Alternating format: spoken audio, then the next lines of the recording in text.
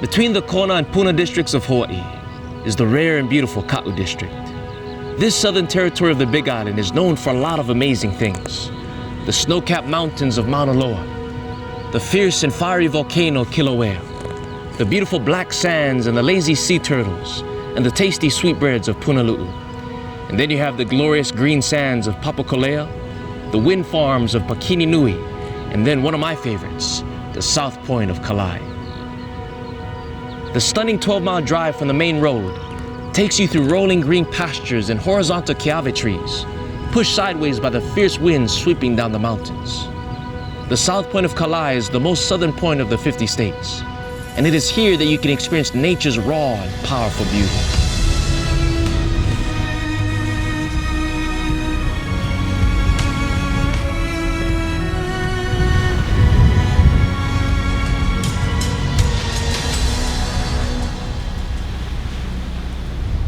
It is also said to be the place of the earliest of Hawaiian settlements.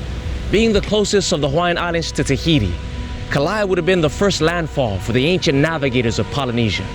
The ruin of ancient Hawaiian temples, cultural relics, and fishing shrines can also be found here. The convergence of wind and ocean currents at the very tip of the point make it a very dangerous but fruitful fishing spot. Ancient Hawaiians drilled numerous holes into the rock ledges to use for mooring their canoes, many of which are still being used by fishermen to this day. From the cliff, you can gaze out over thousands of miles of deep blue waters. The Hala'ea Current, that has the force to carry you clear to Antarctica, was named after the ancient Hawaiian chief, whose fate was a watery grave at this very spot. He was swept out to sea, never to be found again.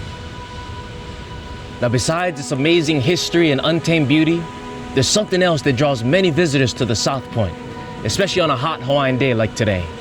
On the west side of the South Point are 40-foot lava cliffs that act as a shield from the strong currents and the fierce winds that are blowing from the east. On the west side, the waters are usually calm and clear, perfect for cliff jumping and cave diving. Now, if the waters are rough or you're not an experienced swimmer, stay on the cliff. But if the seas are calm and you've got the nerve, go ahead and take the plunge. The water is cool, the cave is clear, and the fishes are friendly. But make sure you take someone with you and that you're strong enough to climb this steel ladder back to the top. Now, over the years of visiting the sacred spot, I always found it interesting that on one side of the South Point, there are peaceful waters full of life. But on the other side of the point are dangerous currents that can lead to death. On the one side, there's calm. On the other side, there's chaos. On the one side, there's peace. On the other side is peril. One side is life, and the other side is death. You see, the paradox of the South Point is that life and death are often side by side, so opposite from each other, and yet so close together. Looking directly from the South Point, you can almost see a line drawn separating the chaos from the calmness, the peril from the peace.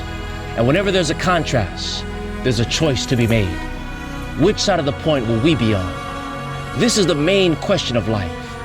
It is a decision that we all have to make. For today, just like in the days of old, the Lord of heaven appeals to us. I call heaven and earth to record this day against you, that I have set before you life and death, blessing and cursing. Therefore choose life, that both thou and thy seed may live. A divine line has been drawn, a clear contrast has been made, and a real appeal has been given. Now the choice belongs to us. My friend, which side of the salvation point will you choose? You see, there are at least two sides to every point, two ends to every straight line. And many have made their points in politics, scholastics, economics, apologetics, hermeneutics, and dialectics. But the point of all points was the one that was made at the cross. As those rusty spikes were placed into the hands of Jesus, on one side of that pointed nail was the one that held the hammer in his hands, crucifying his Creator. But on the opposite side of that point were the hands that held the whole universe together, the King and Creator of all, who came to this world of sin to prove the divine point of self-sacrificing love. He took our painful pointed nails, and in its stead, he would offer us his pure and perfect peace. He died for you. Will you live for him? This is God's salvation appeal. So again, I ask you, which side of the South Point will you be on? There are two sides, but only one right choice to make. So go ahead, lay the hammer down, and grab hold to the hand of Christ.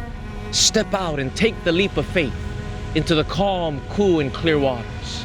For there you'll be immersed in the peaceful ocean of God's amazing, saving grace. And at the point of His second coming, we will then ascend upon the ladder of promise to meet our King in the air. And from the south point of this world, we will head to the sides of the north where God's throne is, there to dwell in the paradise of the crucified, risen, and soon coming King.